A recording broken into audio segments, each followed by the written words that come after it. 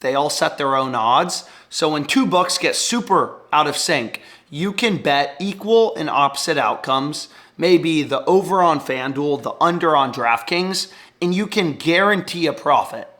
So it is a risk-free form of betting.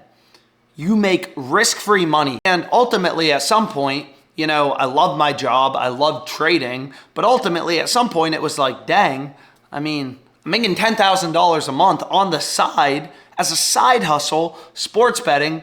Why am I going to work? All right? In Pennsylvania, I could spend some time in Virginia with my family. I'm initially from Virginia. I could travel to different states, do all these sportsbook sign-up bonuses, make money arbitrage betting. I spent time investing in my betting education.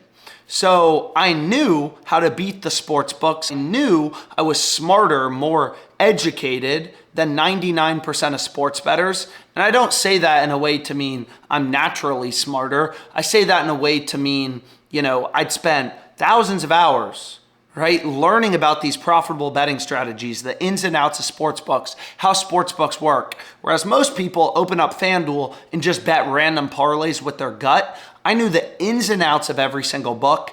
Everything you need to know about sports betting and making money, I understood to a T.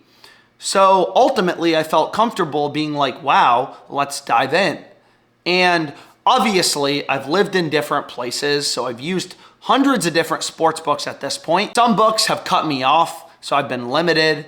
So for example, Underdog Fantasy is a sports book in 2022 and 2023. I made over $40,000 on Underdog Fantasy, and then they limited me to $25 max bet size. So I'm not able to bet as much money, but there's always new sports books popping up. So for example, Dabble and Better, which are two other books that I'm now limited on.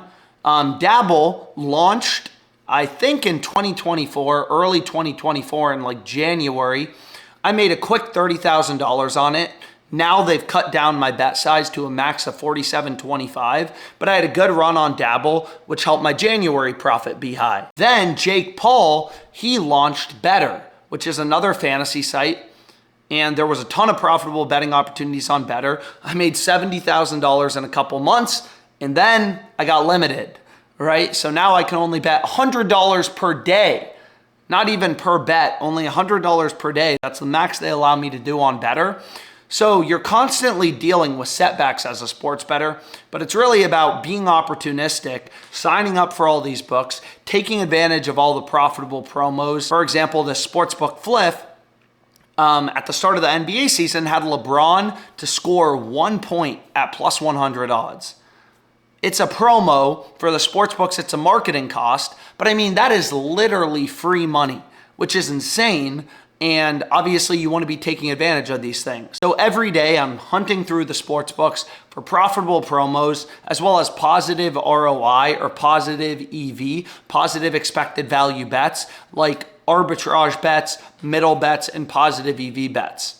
So ultimately, that's kind of how I got into sports betting. I went from liking sports and liking math to getting into poker to ultimately entering the financial industry and learning a ton about how markets work, how gambling works in general, and learning from a lot of people who are much smarter than me and have been gambling, at the top hedge funds and prop trading firms for a long time. I learned a lot from them. And then I just applied it to sports betting. I realized these books aren't that smart. Most sports bettors spend zero effort in learning about the math behind sports betting and actually trying to make money. People are just degenerates. So you don't need that big of a leg up to actually start to make serious money and be 99% better than the average sports bettor.